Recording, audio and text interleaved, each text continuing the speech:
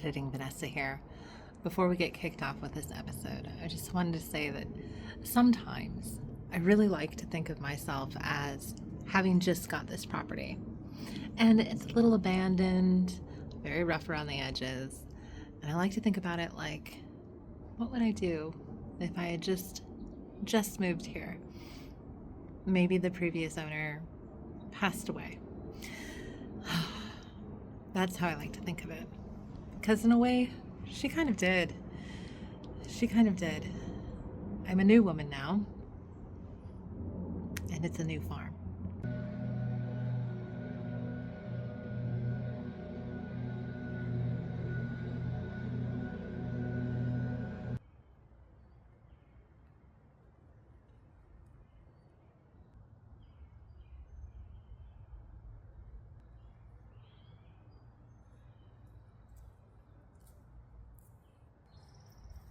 Hello. Welcome back to the farm. Today's episode is called Digging Up the Past, because that is very much what it felt like happened today. Behind me is the quarter acre where I used to grow all of my flowers, and I had some local kids come today and knock down all of the overgrowth. It's the first time I've seen that bare soil without tons of overgrown weeds and grass in almost 3 years. So lots of big feels, which means it's time to talk about the field.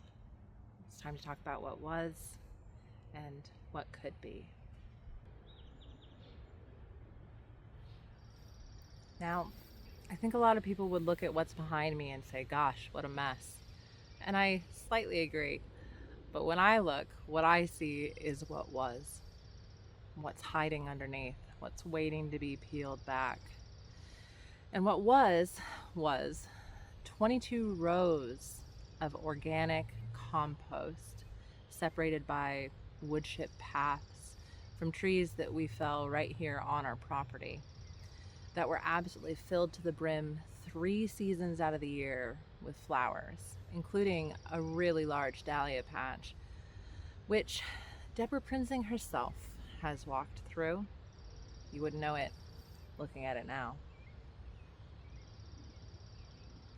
But if we take just a moment and we peel back the silage tarps, you'll get a little bit of an idea of what lies underneath.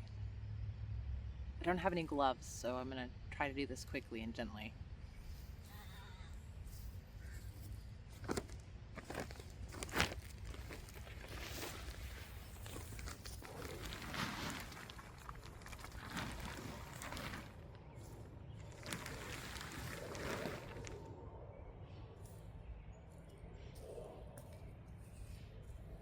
Definitely a job for gloves. So if you look closely, you can see the beautiful wood chips. They've broken down a lot. And there's little hints of the beautiful compost and soil, which still has some life in it. Beautiful, dark, rich soil. Just waiting.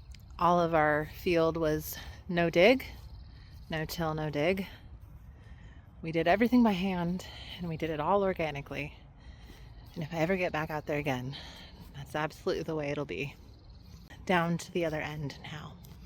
And we'll have a little chat about the vision.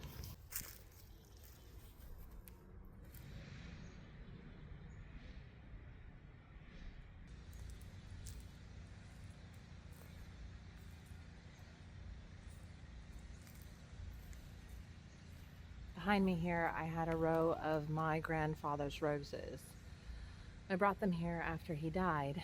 And for those of you that don't know, grandfather was the main inspiration for my flower journey, the start of my flower journey. And I ended up building my business around him and his legacy. It was a really big part of what I did, and a really big part of how we went viral in our small town and kick-started our business, which ended up becoming decently large and rather successful. So these roses meant a lot to me. The whole row was full, but I think there's maybe 3 that have survived now, one of which I never really liked, and one that I did like, which has reverted back to its stock rows. So pretty much a total loss in that department, sadly. But such is life. Sometimes we lose the ability to care for things that we really care about. And that's okay. I think that's enough reminiscing about the past for now. Let's talk about the future. In the immediate future, my plan is to pull all the T-posts, get out the chainsaw, knock down those new trees that have popped up. I believe they're cottonwoods. So those will go. And then I have silage tarps, and I have enough to cover the whole field. So that is the plan. I'm gonna tarp the whole thing and get all the vegetation killed off, hopefully in a few months' time. A few months from now would put us at July, and depending on the state of the field at that point and the state of my heart, we'll see what the next steps are.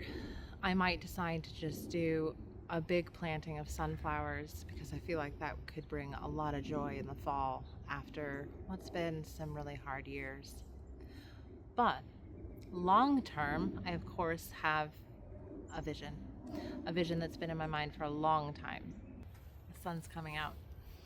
Poetic, as I was just about to tell you what my dream is for the field long term. Right behind you is a straight path that goes through the backyard to the cabin.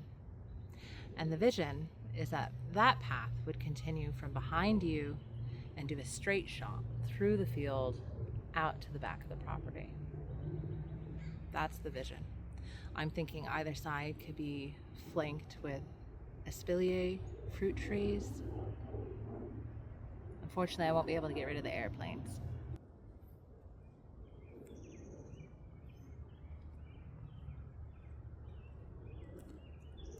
Can you picture it? I can picture it. Of course, whatever ends up flanking the pathway. Crows are playing. On either side, it will be chock full of flowers. I'm thinking dahlias. I really think one day I would love to get back to growing dahlias, and I'd love to make that my primary focus and turn this into a dahlia farm. But that's a long ways off. For now, I'm just gonna be happy getting back into the groove. Every time I come out here, I'm finding new signs of old life. Those water lilies, I thought for sure they were goners. And then I just noticed that I planted a lilac tree about 4 years ago now. It's never flowered. And I don't mean a lilac bush, I mean a lilac tree. And I have to show you guys.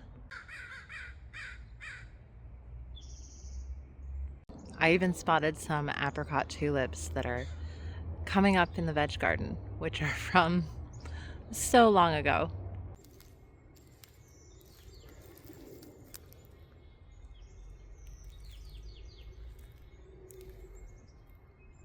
So, is it pretty? No. Is it perfect? Far from it. Does it have potential? Absolutely. And if you look really, really closely and you peel back some of the layers, you can see that some of that goodness is still hiding underneath there, waiting to be brought back to life.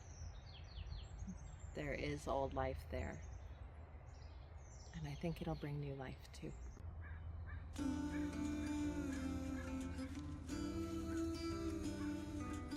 That's it for this one, guys. Thanks so much for watching. If you like this video, please like and subscribe, hit the bell for notifications. I will see you guys in the next one.